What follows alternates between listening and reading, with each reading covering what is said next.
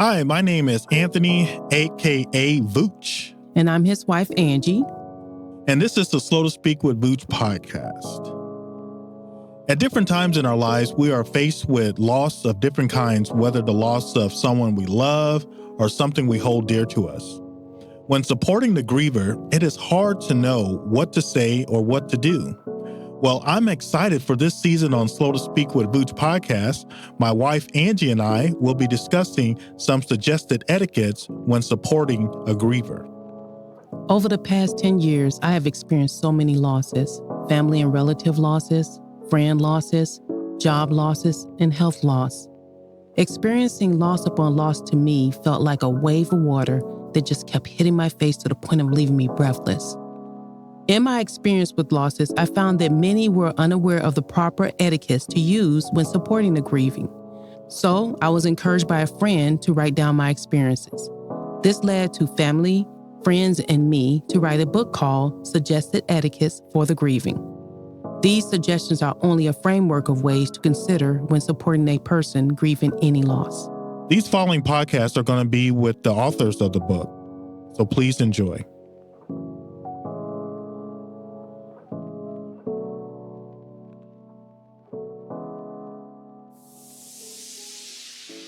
It's all out there. Yeah, because it's almost like being a star. I suffer my losses because I'm not on social media that much.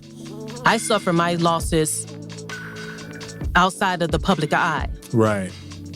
He was suffering his loss in the public eye. So I asked him to speak. Then I wanted a perspective from losing a child. And so I was explaining my book to a young lady that I had started working at this job. And I was explaining to her about why I was writing the book. Then she opened up to me about losing her son. Wow. And who was also murdered. And if my sister would have been alive, because the last sister, my almost twin sisters, her daughter was the niece that got murdered. And if she would have been alive, I would have asked her to write this portion. Because she honestly wanted to write something about her life anyway. Right. And it's like God gave me this woman. So I asked her if she would write a portion of the book. It was enlightening for me. And then a high school friend of mine, she's a pastor where she lives, and she and I was talking after I lost my almost twin sister, because we all hung together in high school, and losing my sister was like losing her losing a sister, because we all hung out together in high school. She was telling me how she experienced a loss with her associate pastor.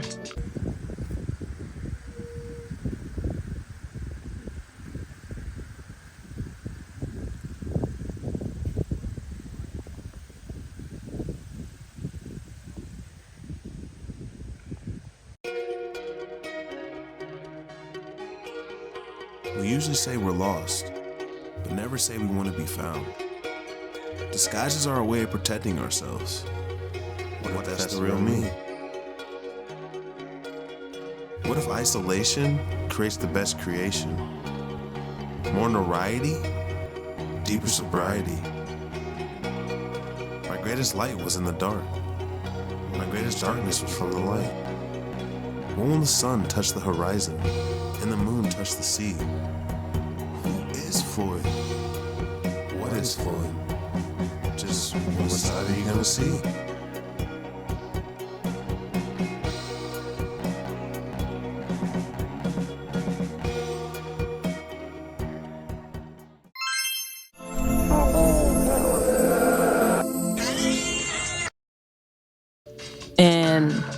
And all the things that came along with it. And she was like, relating to how I was feeling. So I asked her if she can speak from a pastor's point of view. Now, this book has been delayed in being published, and I thank God for it, because now there are other things that are coming up that in her life that I would like for her to share.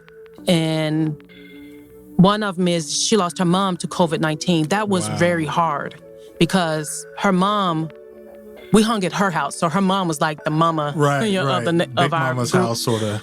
She wasn't Big Mama. It was like the mama that we hung with. This was her house, and we hung with her. So I just wanted her to speak on it.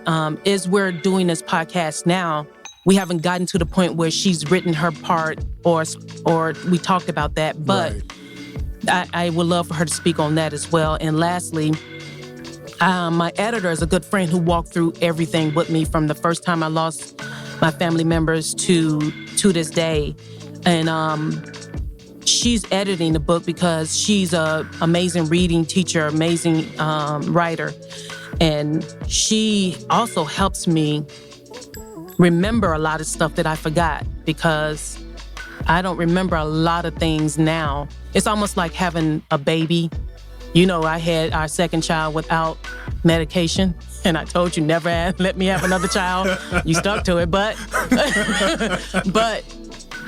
I don't remember the pain. I remember I was in pain, but I don't remember the pain as much. And she was always reminding me of some of the stuff. Is she going through the book? Oh, I know what you're talking about. Remember when you said not? And she's helping me out with the book. Oh, that's cool. I mean, for her to remember all of that, I mean, that speaks on... She was in the trenches with me. She was there with me. She was going through her stuff. It kind of inspires the cover of the book that where there's like two people trying to get someone through the storm.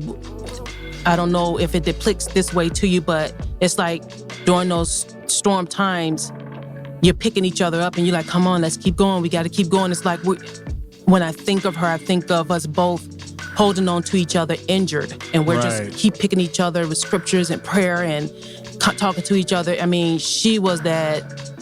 I talk about her in another chapter, so I don't want to go in too much detail about it. But I appreciate her being the editor.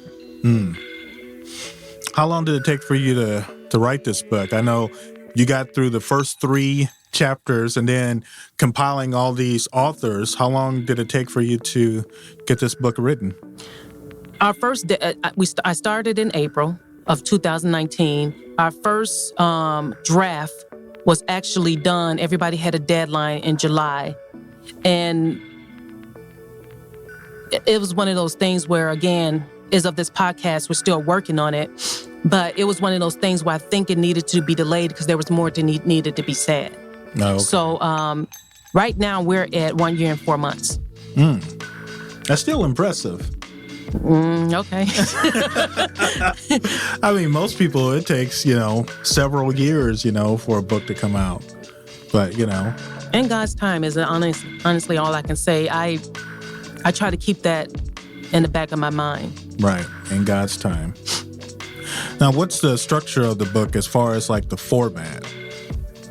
Well, I got to back up on the format. Let me tell you behind the scenes on that. The more I got into writing this book, my eyes were open to like the increasing number of people who were losing people and who experienced the same breathtaking losses or worse than what I was experiencing. Right. And as I spoke about the book to other people, because I was telling people I'm going to write this book, somebody probably went out there and wrote a book already. I should have shut my mouth, but it was just one of those things. That's how it usually works. You get it out there, somebody else, oops, good idea. I know, and then take it. But I just trusted God had a plan, and that if they was going to write it, maybe it should have been done through them. But honestly, it was just really helpful for me to be able to write the book and listen to other people's opinion. And so it became apparent to me that many were unaware of proper etiquettes to use when supporting the grieving. And so that you can, because a lot of times you really don't see yourself going 100%.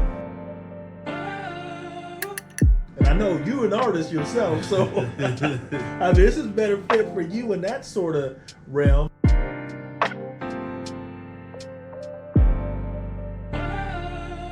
I really love this, but what does that actually look like?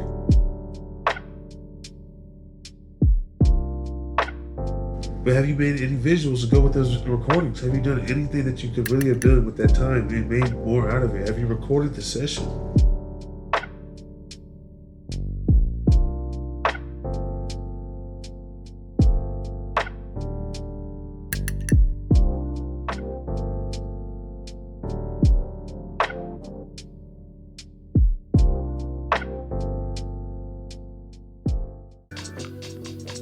it's like basically chapters are called etiquettes. The chapters are etiquettes. I think about when, at that time, I wanted to keep it simplistic.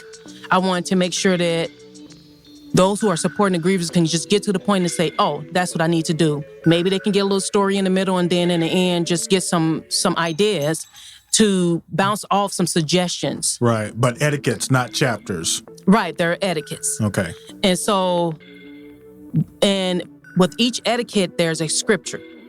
And I wanted to include the scripture because it helps to show you that the Bible is relevant today in any subject.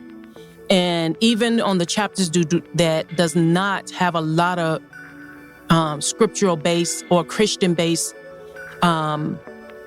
comments in it, it still has a scripture that actually can relate to how that person was feeling, because the Bible is not a bunch of to-dos and don'ts.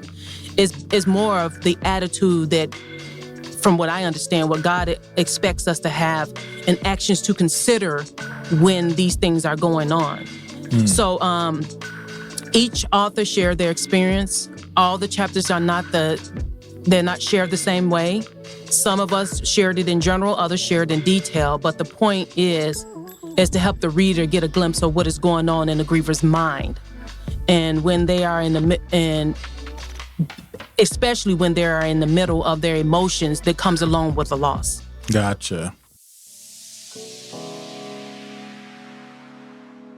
Please remember to allow anyone grieving to process their grief so that it does not lead to improper release.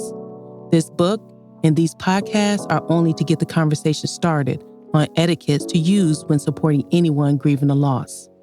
If you are attending a church or a congregation of believers, please continue to discuss other ways to partner with God to serve a grieving person and its grieving society.